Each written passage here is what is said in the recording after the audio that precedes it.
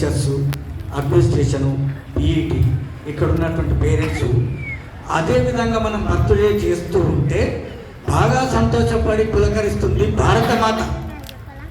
So భారతమాత యొక్క 80వ స్వాతంత్రం 80వ పుట్టినరోజు చేస్తున్న లాంటిది. మీకు చిన్న చిన్నవి చెప్పి వదిలిపెడతారు, వినండి, మీకు బాగా ఉత్సాహంగా కూడా ఉంటుంది. 79 సంవత్సరాల క్రితం మనకు స్వాతంత్రం లేదు. ఈరోజు స్వాతంత్ర దినోత్సవం చేసుకుంటున్నాం. దాని గురించి అనివార్యంగా మీరు కొన్ని విషయాలన్నా తెలుసుకోవాలి. ఎందుకంటే నాగార్జున పిల్లలు అంటేనే స్పెషల్, నాగార్జున స్టూడెంట్స్ అంటే ఇంకా స్పెషల్ స్పెషల్ స్పెషల్, మీరే స్పెషల్. కాబట్టి మీకు అనివార్యంగా ఎందుకు స్వాతంత్ర దినోత్సవం చేసుకోవాలో తెలియాలి. 80 సంవత్సరాల క్రితం మనం చేసుకోలేదు, మనం ఇట్లా చేసుకోబట్టి 79 సంవత్సరాలు. అంటే 79 సంవత్సరాల క్రితం మనకు స్వతంత్రం లేదు. తెలుగులో 2 పదాలు తెలుసుకోవాలి, స్వతంత్రం, దానికి అపోజిట్ పరతంత్రం. అంటే 80 సంవత్సరాల క్రితం మనం బ్రిటిష్ వారి పాలనలో ఉన్నాము. అవునా కాదా? ఎవరు పరిపాలించారు మనల్ని 80 ఏళ్ల క్రితం? గట్టిగా మళ్ళొకసారి. బ్రిటిష్ వారు పరిపాలిస్తున్న వారి చేతుల్లోంచి 79 సంవత్సరాల క్రితము ఎంతో మంది ప్రాణత్యాగాలు చేస్తే మనకు స్వాతంత్రం వచ్చి మొట్టమొదటి జాతీయ జెండాను ఎగరవేసి పార్లమెంటులో ప్రసంగించినటువంటి మన ప్రప్రథమ ప్రధాని జవహర్లాల్ నెహ్రూ గారు ఇక్కడ ఉన్నారు. జవహర్లాల్ నెహ్రూ గారు ఒకసారి కనిపించండి అందరికీ. ఇదిగో జవహర్లాల్ నెహ్రూ, మొట్టమొదటి ప్రధానమంత్రి. ఒకసారి చూడండి, మన మొదటి ప్రధానమంత్రి జవహర్లాల్ నెహ్రూ ఇక్కడ ఉన్నారు. ఆయన మొదటిసారిగా 1947 ఆగస్టు 15వ తారీఖు నాడు పార్లమెంటులో ఇలాగే జెండాను ఆవిష్కరింపజేసి ప్రసంగించిన రోజు నుండి 79 సంవత్సరాలుగా మనం ఇది చేసుకుంటున్నాం. అంతకుముందు ఎవరి దగ్గర ఉందనుకున్నాం? ఎవరి దగ్గర ఉంది స్వతంత్రం? బ్రిటిష్ వారికి వ్యతిరేకంగా మనం పోరాటం చేసి మన స్వాతంత్రం తెచ్చుకున్నాం. ఒక్క చిన్న ఉదాహరణ చెప్తారా మీరు? వినండి, ఇటే వినండి. చుట్టూ 3 దిక్కులు చూడండి, గేట్లు ఉన్నాయి, మూసి ఉన్నాయి.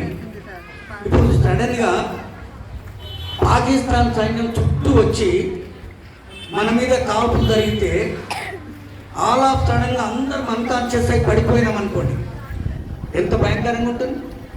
భయంకరంగా ఉంటుందా? హ్యాపీగా ఉంటుందా? ఎంత భయంకరంగా ఉంటుంది? మనం అటు చూసిన సైన్యమే కనిపిస్తుంది, వెనకకు సైన్యమే కనిపిస్తుంది, ఇటువైపు సైన్యమే కనిపిస్తుంది. ఒక వెనక వైపు చిన్న డోర్ ఉంది, వాళ్ళు వచ్చి కాల్పులు జరుపుతుంటే పారిపోవడానికి అవకాశం లేదు. ఇక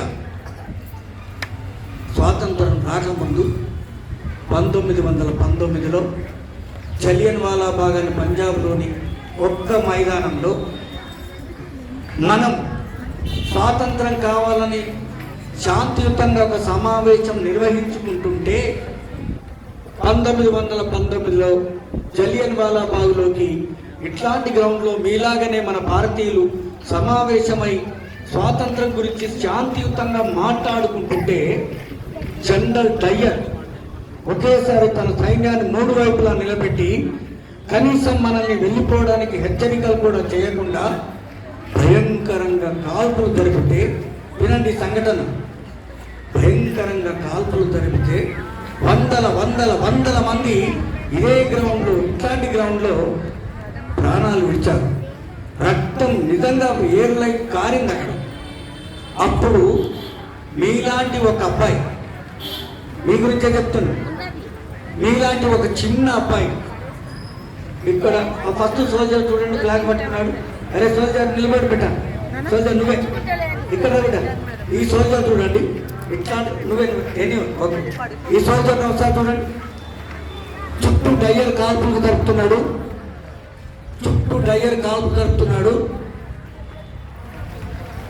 అక్కడ ఉన్న వాళ్ళందరూ చనిపోతున్నారు. ఒకరు కాదు, ఇద్దరు కాదు, వందల మంది చనిపోతున్నారు. వీడికి కూడా తూటాలు తగిలే అవకాశం ఉంది. నేల మీద పడుకొని కాల్పులు ఎవరు జరుపుతున్నారు చుట్టూ చూస్తే డయ్యర్, అతనికి తెలియదు డయ్యర్ అని, ఒక వ్యక్తి కాపు జరుపుతున్నాడు, ఇంతమంది చనిపోతున్నారు. ముఖ్యంగా తన అన్న చనిపోయాడు, తన బంధువులు చనిపోయారు, ముఖ్యంగా తన పెంపుడు తల్లి చనిపోయింది. ఆమె ఒడిలోనే ఉన్నాడు, ప్రాణాలు మాత్రం దక్కినాయి. అందరూ చనిపోయినప్పుడు ఇంత చిన్న పిల్లవాడు, చూడండి నాగార్జున టాలెంట్ పిల్లలు, ఇంత చిన్న పిల్లవాడు ఒక శపథం చేశాడు. ఒరే, ఇంతమందిని కాల్ చేస్తున్నటువంటి నిన్ను నేను కాల్చి తప్పుతానని శపథం పట్టుకున్నాడు. ఇంత చిన్న పిల్లవాడు. ఆ పిల్లవాడు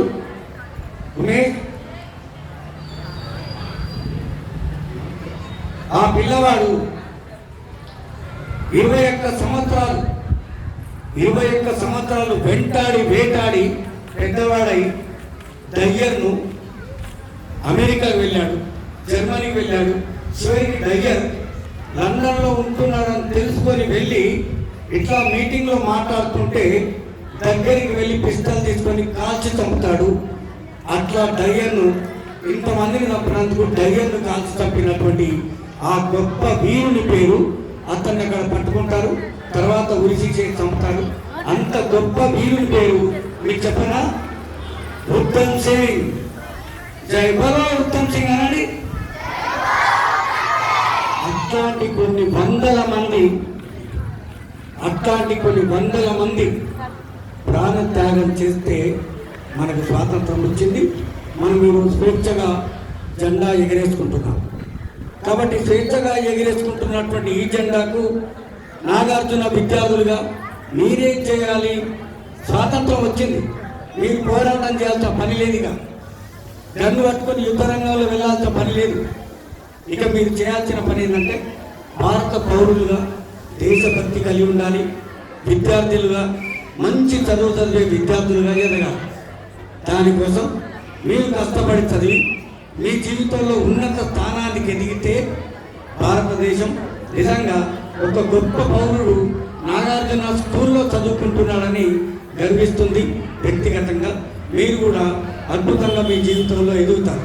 కాబట్టి ఎంతోమంది ఉత్తమ్ సింగ్ లాంటి వాళ్ళు, భగత్ సింగ్ లాంటి వాళ్ళు, రాజ్గురు లాంటి వాళ్ళు ఎంతోమంది తమ ప్రాణాలని త్యాగం చేస్తే మనకు స్వాతంత్రం వచ్చింది. ఈ వచ్చిన స్వాతంత్రాన్ని స్వేచ్ఛగా అనుభవిస్తూ ఈరోజు ఇంత సంతోషంగా ఉన్నాం. మనం సంతోషంగా ఉన్నామంటే ఎంతోమంది త్యాగతలు, ముఖ్యంగా అక్కడ ఉన్నటువంటి జాతిపిత మహాత్మా గాంధీ, అక్కడ ఉన్నటువంటి సుభాష్ చంద్రబోస్, ఇట్లాంటి వాళ్ళ వల్ల మన స్వాతంత్రం వచ్చింది. ఈరోజు మనం స్వతంత్రంగా స్వేచ్ఛగా ఉన్నాము. మీరు మంచి విద్యార్థులుగా బాగా చదివి మంచి విద్యార్థులుగా ఈ దేశాన్ని పరిపాలించడానికి రాజకీయ నాయకులు, డాక్టర్లు, ఇంజనీర్లు, ఐఏఎస్లు అవుతారు. కాబట్టి మీ అందరికీ మంచి భవిష్యత్తు ఉండాలని ఆశిస్తూ ఈ స్వాతంత్ర దినోత్సవం నాడు మరొకసారి మీకు స్వాతంత్ర దినోత్సవ శుభాకాంక్షలు తెలియజేస్తూ థ్యాంక్ యూ వెరీ మచ్. జై బలో భారత్ మాతాకి.